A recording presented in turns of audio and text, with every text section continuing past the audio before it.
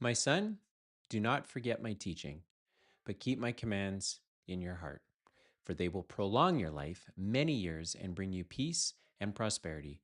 Let love and faithfulness never leave you. Bind them around your neck, write them on the tablet of your heart. Then you will win favor and a good name in the sight of God and man. Trust in the Lord with all your heart and lean not on your own understanding. In all your ways submit to him, and he will make your paths straight. Do not be wise in your own eyes. Fear the Lord and shun evil. This will bring health to your body and nourishment to your bones. Honor the Lord with your wealth, with the first fruits of all your crops. Then let your barns be overfilled to overflowing, and your vats will brim over with new wine. My son, do not despise the Lord's discipline, and do not resent his rebuke, because the Lord disciplines those he loves. As a father, the son he delights in. Blessed are those who find wisdom, those who gain understanding, for she is more profitable than silver and yields better returns than gold. She is more precious than rubies. Nothing you desire can compare with her. Long life is in her right hand, in her left hand are riches and honor. Her ways are pleasant ways, and all her paths are peace. She is a tree of life to those who take hold of her. Those who hold fast to her will be blessed. By wisdom, the Lord laid the earth's foundations. By understanding, he set the heavens in place. By his knowledge, the watery depths were divided, and the clouds let drop the dew. My son, do not let wisdom and understanding out of your sight. Preserve sound judgment and discretion. They will be life for you, an ornament to grace your neck. Then you will go on your way in safety, and your foot will not stumble. When you lie down, you will not be afraid. When you lie down, your sleep will be sweet. Have no fear of sudden disaster or of the ruin that overtakes the wicked, for the Lord will be at your side and will keep your foot from being snared. Do not withhold good from those to whom it's due when it is in your power to act. Do not say to your neighbor, "Come back tomorrow, and I will give it to you," when you already have it with you. Do not plot harm against your neighbor who lives trustfully near you. Do not accuse anyone for no reason when they have done you no harm. Do not envy the violent or choose any of their ways. For the Lord detests the perverse, but takes the upright into his confidence. The Lord's curse is on the house of the wicked, but he blesses the home of the righteous. He mocks proud mockers, but shows favor to the humble and oppressed. The wise inherit honor, but fools get only shame.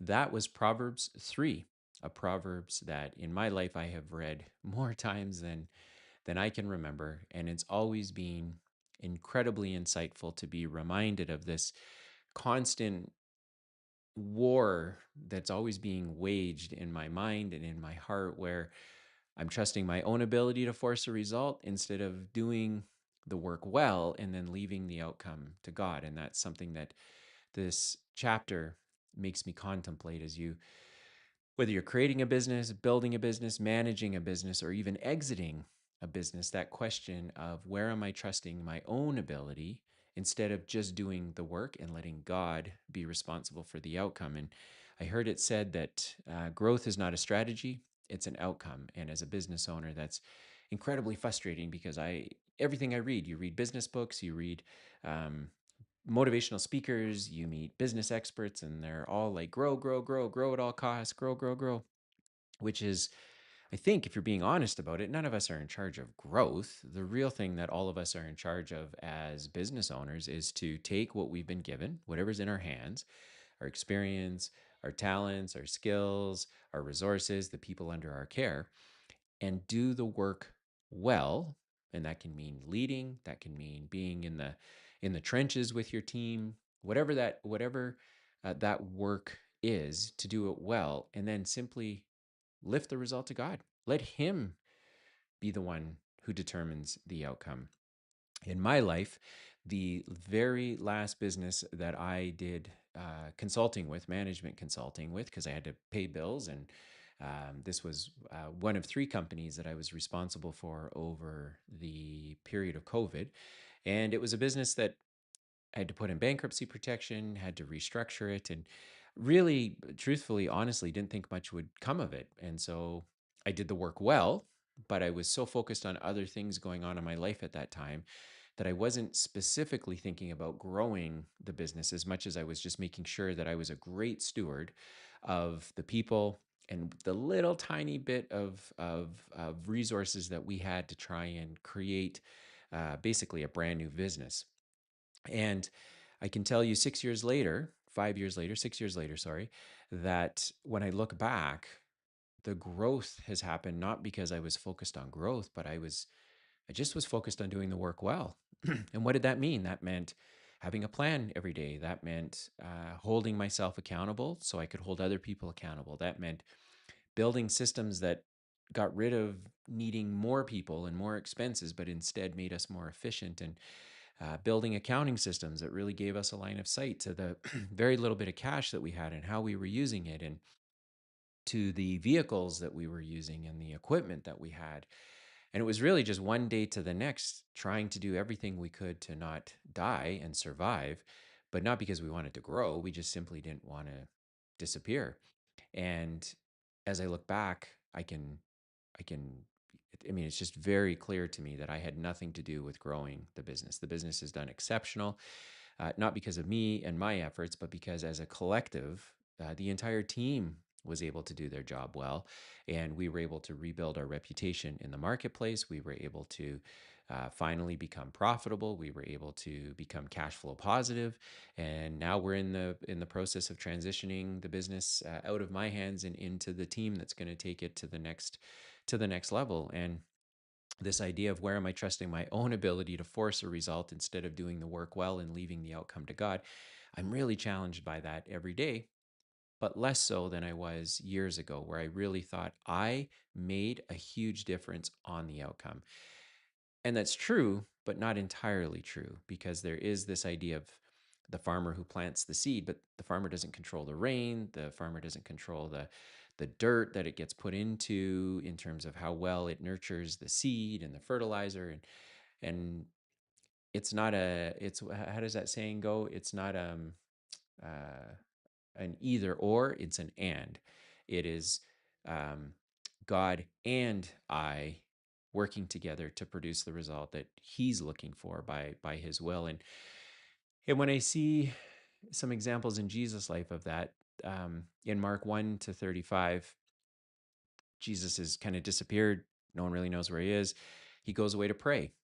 And instead of responding to the disciples and everyone trying to get His attention, He specifically goes away, prays, asks God for direction and for wisdom on how to be strong for the things that he's about to encounter, and then he goes back to the crowd. But he was able to say, "Let me do my work well." Well, working well in this case meant taking time away from the pressures and the demands of what was going on with him to connect with God the Father and figure out and get affirmation on what he should be focused on. Um, in John 5:19, Jesus has this conversation with his disciples where he basically says, even though I'm God, the Son of God, um, I can't do anything apart from the Father. And as a Christian, that means a lot to me because it gives me the confidence to know that if the very, very perfect human being, God Himself in human form, the man Jesus, He couldn't act without God, who am I, Dylan, some guy, some business owner, father, husband, friend, who am I to think that I can act independent of God? And even though I might think that I am, history in my life would suggest that that's not true.